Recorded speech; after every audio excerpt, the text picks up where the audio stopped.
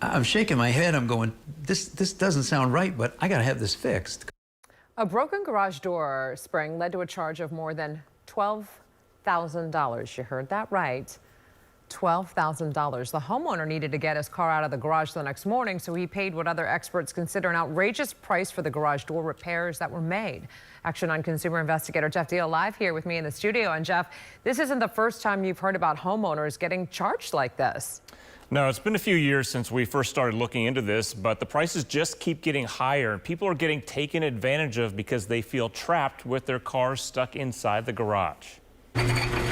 Her garage door springs broke. Her car was stuck. You wanted to get it done right away, I imagine. Get it done, yeah. I couldn't get the car in and out. You might remember Peggy Brigham. 3 years ago, the Malabar woman paid more than $2,000 for what the repairman claimed were hurricane-proof springs. But then he said this one was hurricane-proof, and I thought, well, I live in hurricane country. I guess I probably better go the big route. Problem is, hurricane-proof springs, there's no such thing. Those are pretty standard springs. Doug Berlin with Above the Rest Garage Doors told us then while work was done, he believed the price was out of line. A repair on this garage door for me, the 2 springs, would have been $309. But the $2,000 price tag is just a fraction of what Scott Berry of Orlando was charged last month. I'm embarrassed to say it, but I am wiser.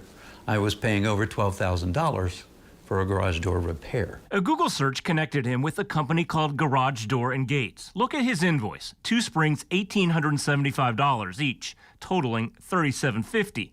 Nylon roller wheels, $95 each. We've seen them priced as low as a few dollars a piece.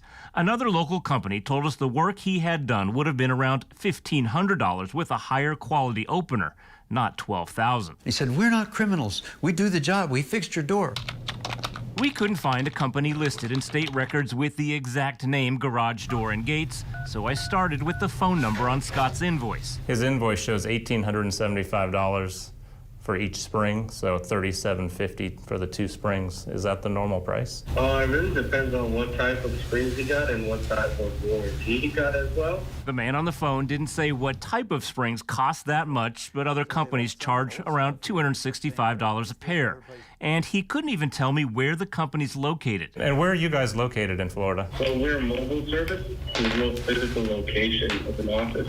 Okay. For customers to stop by. What's your registered address with the state, though? May I ask why you need all this information from? That's a pretty straightforward and simple question, is what your address is for your business and where you're registered. Yeah, no problem. He put us on hold for about 8 minutes and then the phone disconnected. The 888 number listed on Scott's credit card statement was the same number listed on Peggy's statement from 3 years ago. The business name was similar, so I called that number too. The woman on the line also claimed she didn't know where the company's located. I just work remotely, sir. I don't. They didn't tell you if they're based in somewhere in Florida or somewhere else, or? I didn't even ask those questions, sir. The Better Business Bureau has received complaints about garage door repairs connected to those phone numbers too, and hasn't been able to determine if they connect to a legitimate company either. Because many times consumers will call these numbers they find online, and it turns out it's a referral service, so you don't really know who will be knocking on your door. Scott Berry wants others to be aware of what happened to him. Make sure they have a street address, a website, read reviews. And the 4 different people I spoke with for that company gave me a different company name. Days later, Scott did eventually convince them to lower it to $3,000. Still, that's twice what another company told us it would have charged. Live in the studio, Jeff Deal, Channel 9 Eyewitness News. All right, Jeff, thank you. New safety features are coming to Meta platforms to protect teens using AI. The feature would alert parents if the company believes a teen's conversation with Meta AI suggests they may be considering suicide or self-harm. Meta says it built a dedicated AI system to identify these types of high-risk conversations.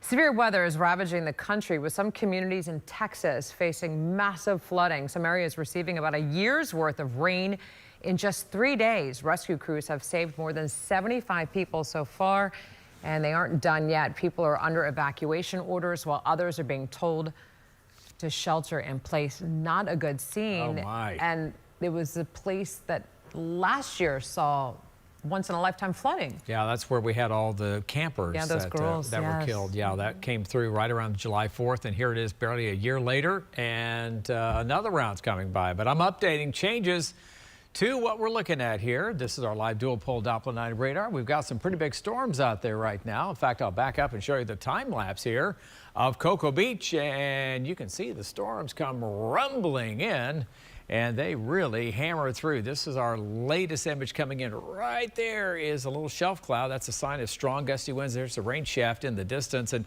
we've kind of taken the storms out of Metro Orlando and put them in a big arc here, heading toward the Beach Line Expressway eastbound along I-95 right now. You can see heavy rain and thunder. Here's the 520. There's a very heavy thunderstorm that's right over I-95, right over the Causeway, Rockledge, down toward Bonaventure, and you can see the thunderstorms moving over toward the beach itself, and still some scattered storms coming into Palm Bay. Our wind, the radar actually keeps track of how fast the raindrops are moving. It can see coming toward and away. It doesn't see perpendicular, so we always have to use the right radar to get a look at it, but you can see the brighter red colors. We don't have that many, so the storms are not severe, but still fairly gusty, and still scattered storms over interior sections of Volusia County. So things will wind down here in the next 2 hours. Tomorrow we'll start right back up again with scattered afternoon showers and storms. Our rain chance still high tomorrow at around 60%, and we're going to get a better chance for storms right here in Metro Orlando by this time tomorrow night. Then on Saturday, it looks like we're going to pull some of the moisture out of the state. Rain chances will drop a little bit, then increase on Sunday as we're going to be watching the tropics. Now, as of 2 o'clock, we still have this broad area from the Carolina coast to the northeastern Gulf where we may develop something in the tropics. However, it's starting to look a little bit more likely we may actually be on the Gulf side of this. This is Saturday afternoon, and this is where our forecast model is trying to spin up just a little low here. This isn't the final verdict. We're certainly going to be watching all the model runs between now and the weekend. But if this is the case, this will keep some of the heavier weather moving away from Florida, but we're still going to be in a pipeline of moisture. So Sunday, Monday, probably even into Tuesday, a higher rain chance, and we'll keep an eye on that as it is still open season in the Gulf for tropical development. 7-day forecast, 60% rain coverage tomorrow. Some locally heavy downpours return, a high 92. Drier Saturday, then scattered storms return Sunday, Monday, and Tuesday as we closely watch the tropics. And I'll see you coming up at 6. Coming up tonight at 6, allegations of sex on the job with the suspect's wife. What's detailed in a new report about the investigation into a former local police chief. And Orange County leaders just approved a tentative budget after some heated debate. My residents do not feel well informed. The cuts discussed and the increase in fees you may have to pay. SpaceX is less than an hour away from opening the launch window for a big test flight in Texas. How the Starship launch could help keep the Artemis mission on schedule. Live weather and traffic updates every 10 minutes. Additional storms will be popping starting around mid-afternoon. Stop and go traffic coming into downtown Orlando Is why Channel 9 Eyewitness News this morning is coverage you can count on, preparing you for severe storms. This weather is definitely going to impact your morning drive. With live updates on current road conditions. You need to plan that alternate route. Weather and traffic together, live every 10 minutes. Only on Channel 9 Eyewitness News this morning. Stay in the state of connection. Get 0% APR for up to 48 months or $750 customer cash in the purchase of a new 2026 Sportage. Look, if you've been involved in a car accident, you're absolutely going to have a lot of questions, and you're free to call me at my office and discuss this with me. But if you feel more comfortable, look, go on my live chat or follow me on social media because I do cover a lot of topics.